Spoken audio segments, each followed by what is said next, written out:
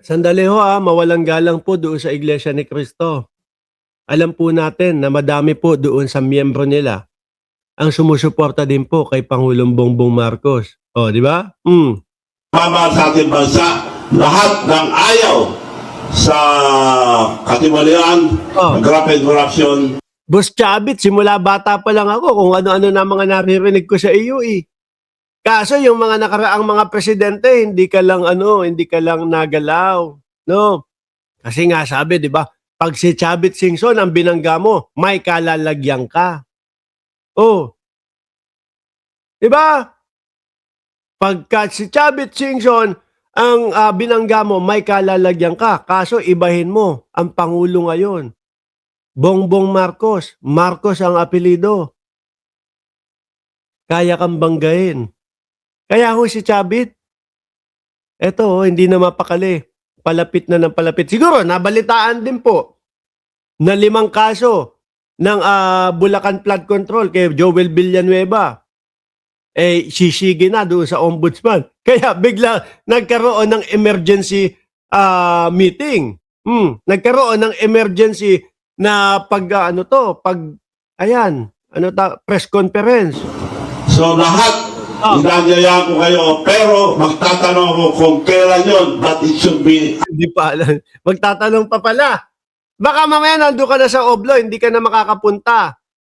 Hindi ka na makakasama. Diyan sa sinasabi mong one time, big time. Asa, and we will march to Malacanang. Mamarcha sa Malacanang. Mga DDS, kayo nandiyan kayo sa comment section at kung saan-saan kayong comment section uma-attend. Kapag si Chavit Singson nagsasalita, baka mamaya paasahin nyo tong si Chavit Singson Archie Beroya, sige po, ingat po kayo. Baka paasahin nyo si Chavit Singson. Opo, Manong Chavit, pupunta po kami. Tapos ang ending, wala. Hindi sisipot yung mga DDS. Yung rally, one time, big time rally na sabi nyo, kinakasan ninyo, kakausapin nyo yung mga religious sector, at lahat ng galit sa korupsyon. Sa tingin nyo... Dali, Chavit, doon sa lugar ninyo, di ba? May mga kaso ka, kinasuhan ka ng mga kababayan mo? Di ba, Gov, ay mas makabubuting ito taon sa February? Sa buwan ng February kasi yung 40 years na sinasabi ninyo ay nangyari din ho noong February 1986. Nasa grupo yan dahil I will not decide for the date. Mag-decide yung religious organizations and... Dali, ikaw ang nagpaumpisa niyang one time, big time. Bakit yung mga religious organization ang magde-decide ngayon? Opposition, lahat na nagmamahal sa ating bansa. Wait. Kaklaruhin natin ho yun, mga kababayan, Yung sinasabi niyang opposition. Para ho sa akin, mga kababayan, mga boss chief amo, sir, madam, ate, kuya, manong, manang, no? Yung opposition po, para sa akin, yun po sila Senadora Risa Ontiveros, sila Trillanes, sila dating Senador Drilon, sino pa ba? Sila Congresswoman Leila de Lima. Yan po para sa akin ang tunay na opposition ho, mga bossing. No? Hindi naman po porket eto yung opposition sumusuporta doon sa ginagawa ni Pangulong Bongbong Marcos ngayon. Ibig sabihin, parte na agad sila ng administrasyon. Hindi ho ganun yun, mga kababayan. Ang opposition po kasi, isa lang din ang layunin niyan. No? Maiangat ang ating bayan, mapunta o tumungo ang ating bayan sa magandang tinatahak ho. Ngayon, nakita nila kay Pangulong Bongbong Marcos, yung ibang mga ginagawa ni Pangulo, maganda at maayos at okay sa kanila, no, approve sa kanila, ngayon sumusuporta sila. Pero nananatili pa din po na sila ang oposisyon. Baka ang binabanggit ni Chavit Singson, yung pogosisyon. Kasi yung pogosisyon, wala pong ibang ginawa yun kung hindi po manira, no? Maglabas ng mga issue nang wala naman pong mga ebidensya, which is kagaya po ng ginagawa ni Chavit Singson. Tatawagin ko lahat at tawagan nyo rin ako, mag-iusap ako na sila mag-decide ang date. I would prepare yung kabataan. I will prepare the kabataan. Sa magkano ho, sir? 'Di ba? Sa magkano? Oh, yun ang tanong. Paano makakahakot si Chavit Singson nung mga sasama? Hindi, nagtatanong lang ho tayo sa magkano kaya, mga kababayan, para makahakot. Yung mga nakaraang mga ano nila, mga nakaraang mga rally nila, wala na ho, mga bossing. Wala na sumasama. Kiko Barsaga, one time, big time din yun. Oh, 100 lang katao sumama. Di ba?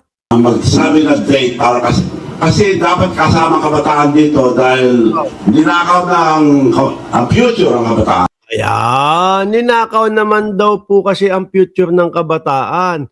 Asan ba ebidensya? Ano ba pag-uusapan natin dyan? Ano ba yung sinasabi mong ninakaw na future ng kabataan? And I remember very well yung sinabi ng national hero natin. Sa dami ng sinulat, isa lang ang ano ko sa utak ko. Ang kabataan, ang kinabukasan ng ating bansa. Yun.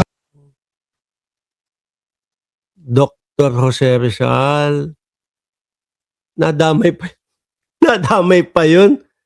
Chavit, ikaw talaga mailigtas mo lang yung sarili mo, talaga idadamay mo lahat, ano? Oh. Sa Rizal. So, nangyayang ko mga kabataan, huwag kayo matakot. Future nyo ito, hindi po sa amin. Para sa inyo po ito. Kung gusto nyo pagpatuloy na ganito, nasa inyo yan. Pero kung ayaw nyo, Paano kung gusto ng kabataan pagpatuloy itong pagsugpo ng kasi yung mga boss chief mo, sir, alam naman nating lahat na si Chavit po ay nasasangkot doon sa mga yung mga corruption po na yan. Ngayon po doon nga sa ano nila sa lugar nila, 'di ba? Mismong mga kababayan na niya yung nagkaso sa kanila. Oh. Kaya ngayon, alam natin kung bakit naggagaganito si Chavit Singson. Kaso wala.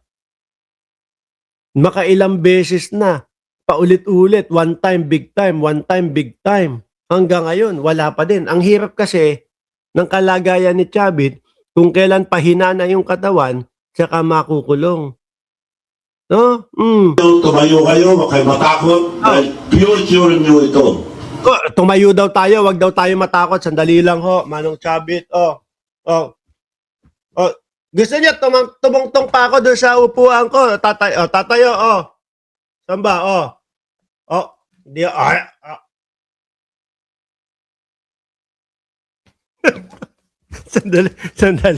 Sandali.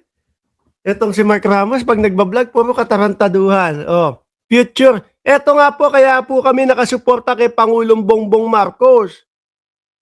Kasi po ito, alam namin na tama po yung tinatahak ni Pangulong Bongbong Marcos. Para po sa future ng mga anak namin, kaapu-apuhan namin. Di ba? Pero kung sakaling makausap po ninyo lahat ng mga religious sector at ang sabihin po nila sa inyo ay ikaw na daw bang magdesisyon? Prefer po ba ninyo yung date na February din? Maganda rin, malamig pa yung February. Maganda yung February. February. Sige. Sandali, meron din kami inaabangan sa February. Meron din kaming inaabangan sa February. Saglit lang. Kung hindi ako nagkakamali, yun yata yung February 6 na impeachment para kay Vice Presidente Inday Sara Duterte. Di ba? Oo nga, February 6. Susunod na impeachment kay Vice Presidente. At may sasabay din dun sa 40 years na... Yes, pasok pa rin sa 40 years. 1986 na sinasabi Pasok niya. pa rin sa 40 years. Okay, so para lang klaro, kung kayo... Sa totoo lang po, parang walang ingay. Yung kila no? Parang walang ingay doon kila Chavit Singson. Itong mga ano nila.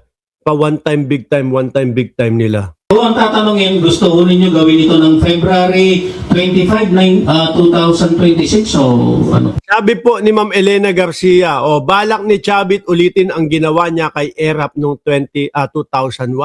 Diyos ko po, Chavit. Sus Marianong Kaindo, sabi nga ni Katonying, Wala na ho yung ganun. No, trinidor si Erap na tumatanggap ng payola sa weteng. Kaya na-impeach, kaya siya naghiingay ngayon para magalit ang mga majority. Laos na yun, Chabit. Anak ng putakte ka. Oh, hindi na uubra sa mamamayang Pilipino yung mga ganun. 'Di ba? Parang iilan lang ang tao doon sa press conference. Hindi nga pinagkaguluhan eh. Siguro ang sabi, one time, big time na naman, rally na naman,